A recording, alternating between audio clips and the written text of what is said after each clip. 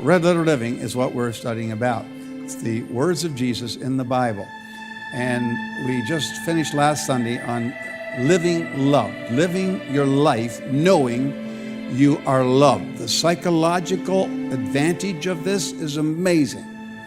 The emotional stability is staggering. When you live aware every minute of the day that you are loved, you will have a totally different outlook towards everything you're facing.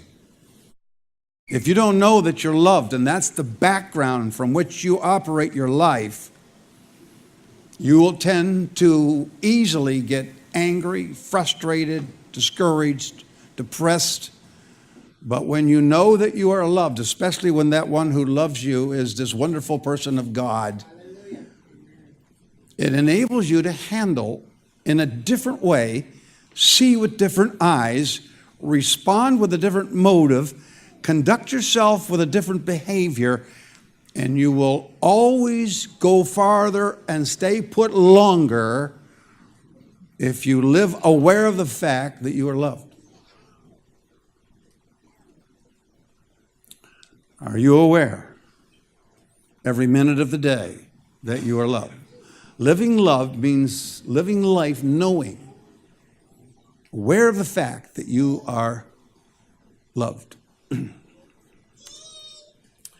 So we began with this, that you know that you're loved because God says so.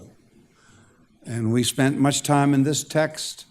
For God so loved the world that he gave his only begotten Son, that whosoever believeth in him should not perish, but have everlasting life. And this is an important phrase. And what's important is that you take this word out and you put your name in there. Write it out if you have to. Post it on your mirror, wherever it is, that you see it every day, that God so loved. Put your name in there. You got to get this fact settled. It'll affect every decision you make in life, living love because God says so. Well, you also know that you're loved because he proved his love for you. And in fact, that is what this day and this weekend has been about. Knowing that you're loved because he proved it. And how did he do that? And Jesus put it this way: greater love has no man than this, than a man lay down his life. He laid down his life for you. Calvary is the proof of God's love for you. How much does he love you? He loves you with the most expensive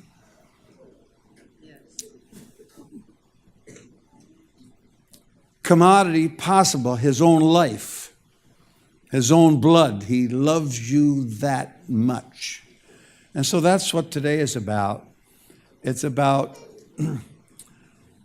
Golgotha, the laying down of his life for you and for me. So let's do a quick analysis of what was leading up to Golgotha, because if you recall, last Sunday was what we called the Palm Sunday. And we celebrated in this annual feast the entrance of Jesus into Jerusalem, and they welcomed him, and they threw their clothes down for the donkey to walk on, and they waved palm branches, and so we waved them. And so it began last Sunday with the welcoming of Jesus into Jerusalem. It's amazing. It is amazing that the same crowd that welcomed him turned on him. They became the howling mob that cried for his blood. In less than 5 days, that change took place.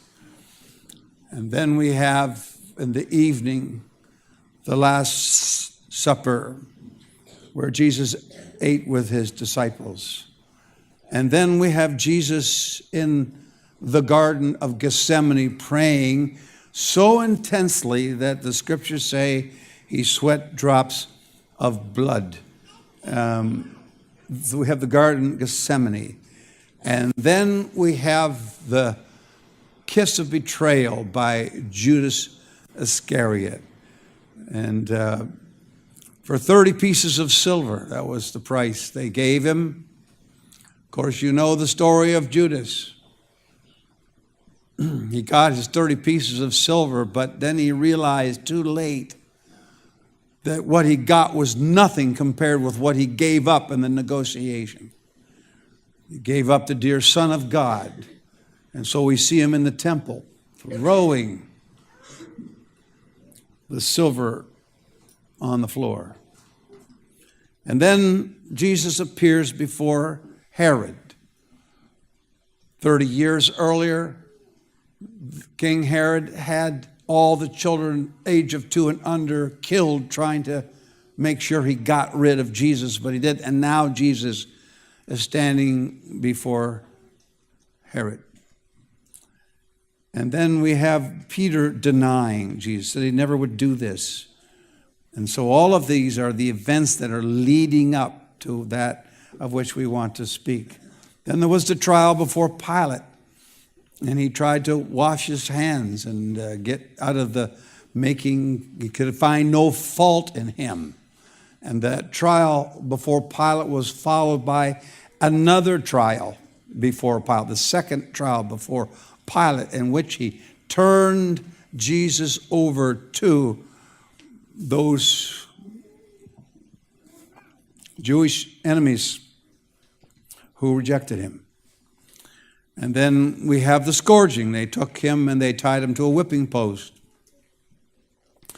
And with the cat of 9 tails, a whip, the end of which was tipped with flint, they flailed the back of the Lord. And during that time, they carried on a whole mocking process. And they made fun of him, and they gave a scepter, a reed, put in his hand, mocking him as a king. Now you got your scepter, and they fashioned a crown of thorns. I have actually in my office a crown made out of thorns from Israel. They're not like rose thorns that we understand, but the thorns are 2 to 3.5 inches long, and they are as hard as nails and sharp as needles. And they didn't just decorate his brow, they pushed it down until his brow was pierced. And then we have the carrying of the cross. And so Simon the Cyrenian comes to help him out. And finally they get him to the top of Golgotha, the place of a skull. And they nail him to the cross, spikes in his hands, and his feet later they'll pierce his side. So here we have a second David slaying the Goliath of evil, only instead of 5 stones, he uses 5 wounds, 1 in each hand, 1 in each foot, and his side riven.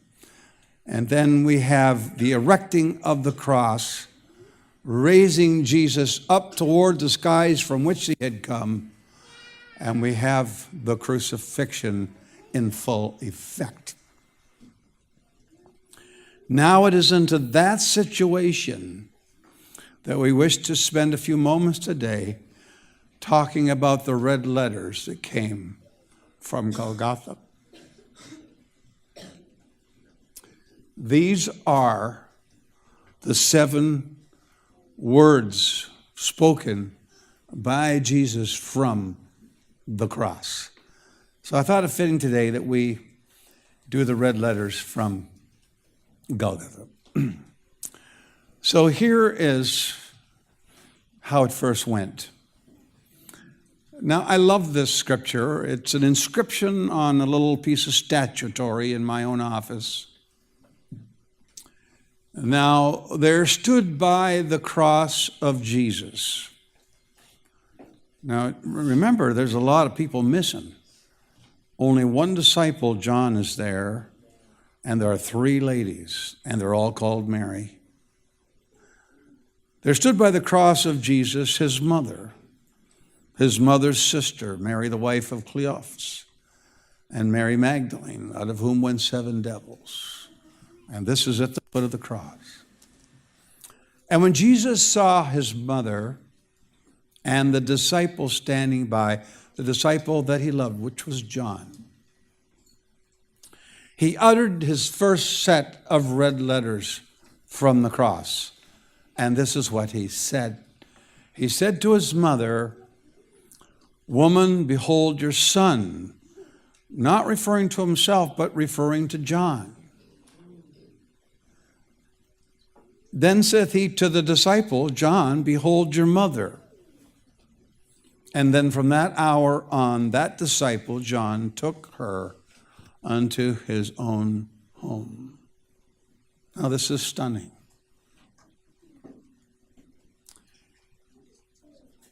Here in the greatest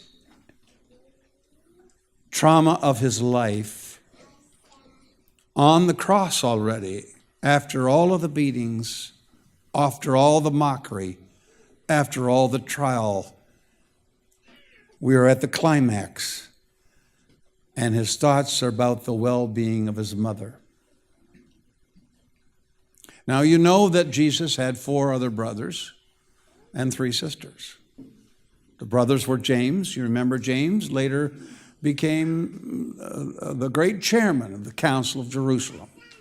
And then was Joseph, and there was Simon, and then there was Judas. 4 brothers of Jesus, half-brothers, born after him, of course. And by the way, it should be of interest to you to know that they never believed in Jesus until after the resurrection. That in fact, James and the brothers would go ahead of them to the towns that Jesus was, they found out his itinerary. And they would go there and they'd say, my crazy brother is coming here and he thinks he's God. And that all changed 3 days later when he showed up after being dead for 3 days. And James, the once mocker of his brother, becomes the key figure in the city of Jerusalem for the early church. But it should be known here that he cared about his mother. The eldest son should do that. I think this points, don't you think, to the fact that family is really important with God. No matter what's going on in our lives, we watch out for our spouses. We watch out for our parents. We watch out for our children. Here Jesus displays this remarkable disposition towards his mother. The next set of words from the cross is when Jesus says, "Father, forgive them. They know not what they do." He's saying these soldiers don't know that the blood they're shedding is the blood that has redemptive power in it, cleansing, healing power in it. They don't know what they're doing. Now watch this. Because everybody expected him, when he got to the cross, to be crying. Because that's what happened. Men broke on the cross. They wailed on the cross. So here is this person who had taught, love your enemies. They heard his sermons. Do good to them that do evil to you. And now he's on the cross, and the startling thing to them was he was practicing what he preached.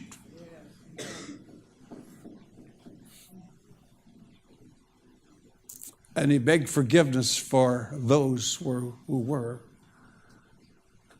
his perpetrators, his offenders, his haters, his enemies. Forgive them.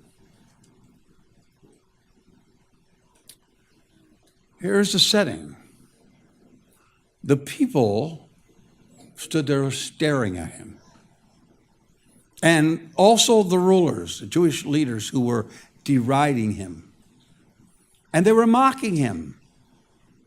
And they were saying, he saved others, let him save himself. If he be Christ, if he's really the chosen of God. And the soldiers also mocked him. They come to him with vinegar, offering him a drink. And they're saying, hey, if you are really the King of Jews, save yourself. And this is the character of people that were surrounding the cross. But the words of Jesus to them was stunning and amazing. Would he love his enemies like he taught other people to do? Would he do good to them that hated him? And there on the cross, and the second red letter, living words of Jesus, he's saying, forgive them. Then the scene changes a little bit, and one of the crooks, which were beside him, started to mock him as well. And he said, if you're the Christ, then save yourself and us. Little did they know that Jesus had never performed a miracle for the purpose of his own advantage. It's interesting because, Satan has no scars because he never ever did anything for anybody else. There's a lot of contemporary Christian views of the scarless Jesus. But the scars. See, only heaven's love could wear scars. So if you be the Christ, why don't you save us? And the other one, another one of the thieves spoke up and rebuked him. The first crook, don't you fear God? Don't you see that you are in the same trouble? And we are in this justly. We deserve to be here, for we receive the due reward of our deeds, but this man hath done nothing wrong, nothing amiss. And he said unto Jesus, Lord, remember me when you come into your kingdom. And now we have the third set of words from Jesus. And he said unto him, verily I say unto thee, today shalt thou be with me in paradise. Now this is also a significant statement because it shows that virtually anyone who will meet the conditions can come to Jesus. In fact, I thought I would just jot down a few of the evidences that prove that this other thief was really penitent. Here are some of the reasons. Number one, he feared God. He not only feared God, but he rebuked the other thief who had no fear of God. And then, on top of all that, he acknowledged his own sin. I deserve to be here, like you. We deserve to be here. These are all the elements that are characteristic of anyone who will properly come to the Lord. He acknowledged that he deserved what he was getting. I don't deserve to come down from the cross. I deserve the cross. I deserve the punishment. I deserve it. And then he confessed, but this man had done no wrong. He confessed and professed the innocence of Christ. And so we have the just dying for the unjust. The one who knew no sin was made sin for us. And he confessed the innocence of Christ. And then he called him properly Lord. He confessed Jesus as the Lord. To the acknowledgement of the sovereignty and the right to rule in his life. And he had faith. When you come into your kingdom, remember me. And lastly, this man asked for mercy and for forgiveness. And we see the first convert after Jesus goes to the cross. We will see another. But there on the cross, Jesus gives him the promise, today you will be with me in paradise. Now the rest kept passing on by, and they reviled him, they mocked him. They were wagging their head, they were sticking out their tongues. They said, you said that you could destroy the temple and build it in 3 days. Why don't you save yourself if you're the Son of God? Why don't you come down from the cross? And then the priests got in on it, the chief priests mocking him, the scribes and the elders of the Jewish faith. And they said this, he saved others himself, he cannot save. If he really be the King of Israel, let him come down now from the cross, and then we'll believe. And then we'll believe. And then from 12 o'clock till 3 o'clock, which is the 6th hour, is when it began. He who was the light of the world was enshrouded in darkness.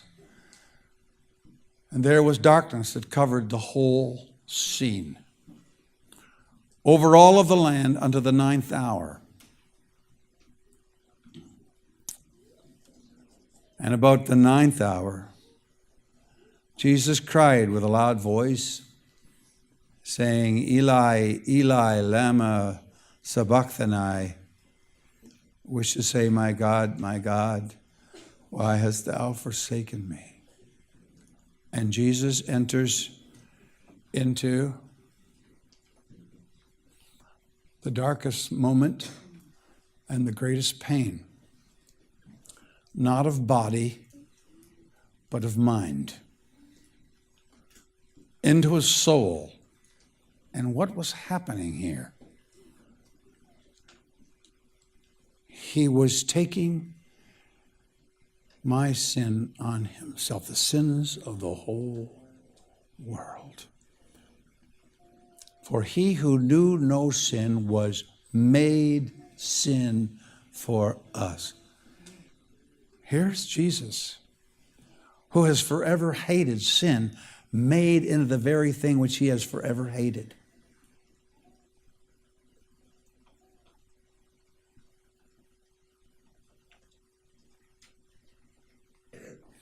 And thus, this sin which separates always man from God, he cries out, why have you forsaken me? Why? Now, this was predicted in Psalm 22, almost word for word, that this is what was going to happen on the cross. And then after this, Jesus, knowing that all things were now accomplished, and I'm going to come back to that phrase, that the scripture might be fulfilled, said, I thirst. Again, another prophecy. And those who were standing at the foot of the cross of the Jewish religion were now starting to wake up because they were seeing evidence of the Old Testament being fulfilled right before their very eyes. I thirst.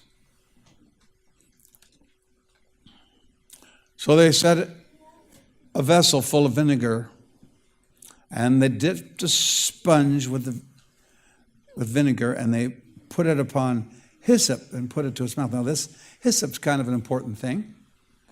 It's a plant, the stick of which is about 2.5 or 3 feet long. If you trace hyssop through the Bible, you'll find it was always used in cleansing. In fact, David in the 51st Psalm said, purge me with hyssop.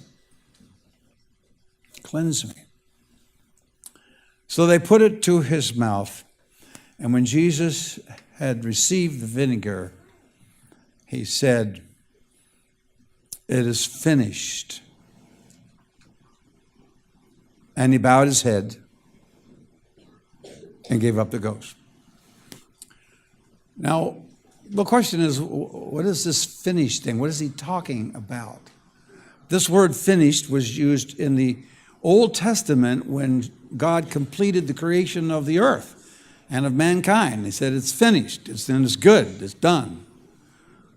And then it's used here, and then it's used in the future when the new heavens and the new earth appear.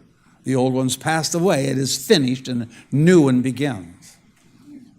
This was not salvation that was finished. And we know that because the resurrection is the important part of salvation. That he's alive and that he can actually be in your life today, work and change and challenge and attend you and walk with you and be with you every day, every moment of the day. It was the finishing of his mission from which he had sent. See, everybody else came here and was born to live. He was born to die. He had an agenda given to him by the Father, and he's able to say on the cross, "It's done. It is finished." The finality has to do with the atoning, the bearing of sin. It's finished. And he bowed his head and gave up the ghost. But just before he did that, he made this other remarkable statement. "Father, into thy hands I commit my spirit." And having said that, then he gave up the ghost. He gave up his life. Now, death was not something foisted upon him. It was a deed he performed. Because he'd already told us, look at this, I lay my life down and I can take it again. Yes. He was not a victim here. For this purpose he came. For this intention he died. He said, no man takes my life from me. No man can take my life. I lay it down of myself. I have the power to lay it down. And I have the power to take it back again. So when he said it is finished and he bowed his head and gave up the ghost, it wasn't as a victim, but as a victor. You know, there is a song. He could have called 10,000 angels to destroy the world and to set him free. He could have called 10,000, but he died alone for you. It was a choice he made. And this is the group of red letters that come from Golgotha. But we'd be amiss if we didn't review what happened after these words, these red letter words from Golgotha. Here's what happened. They pierced his side. By the way, he was already dead at that point in time. Water and blood gushed forth, showing the rupture of his heart, because what really killed him was not the spit, the spikes, the spear. What killed him was the bearing of our sin. For the wages of sin is death. In fact, the reason they stuck him with the spear is because they said he couldn't be dead. They marveled that he was dead already, and so they sent the centurion to find out. And so what they did to speed things up is they would break the legs of those on the cross. Because if they broke the legs, then you couldn't breathe properly. And so people died of suffocation. But when they came to break the legs of Jesus, they marveled. The scripture says he was already dead. They couldn't believe. They had perfected this crucifixion thing. And he shouldn't have died this quickly. But see, they didn't know what really killed him. So they pierced his side and they confirmed his death. And then they took him down from the cross.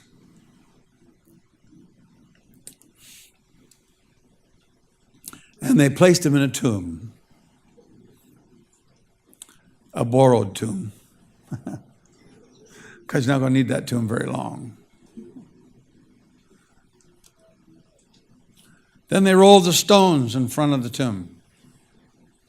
Big rock. Been there, saw the rocks. The rock. It's just like the pictures have pictured it. Big round stone rolled in front of the door of the tomb.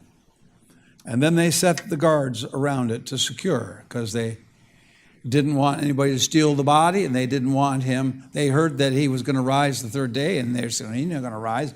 We're going to secure. And what's interesting about this, when you read the historic accounts of this, I mean, they blocked the tomb and they put soldiers around it so it couldn't be said that he rose. And the very fact that they had soldiers around there who witnessed the resurrection, they put soldiers there so they couldn't say it, but the soldiers then became later on the witnesses that proved that part of the room. And now, in the end of the Sabbath, the end of Saturday, as it began to dawn towards the first day of the week, here come the ladies again. Here came Mary Magdalene and the other Mary to see the sepulchre. And behold, there was a great earthquake. And the angel of the Lord descended from heaven and came and rolled back the stone from the door and sat upon it. Just sat there looking cool, right? His countenance was like lightning. His raiment was white as snow. And for the fear of him, the keepers did shake, and they were slain. They became as dead men. They couldn't move. And the angel answered and said unto the women, Fear not ye, for I know that ye seek Jesus, which was crucified. But he is not here, for he is risen. Come and see the place where he lay. And then the angel said, Go quickly and tell his disciples that he is risen from the dead. And behold, he goes before you into Galilee, and there shall you see him. And lo, I have told you. And they departed quickly from the sepulchre with fear and great joy.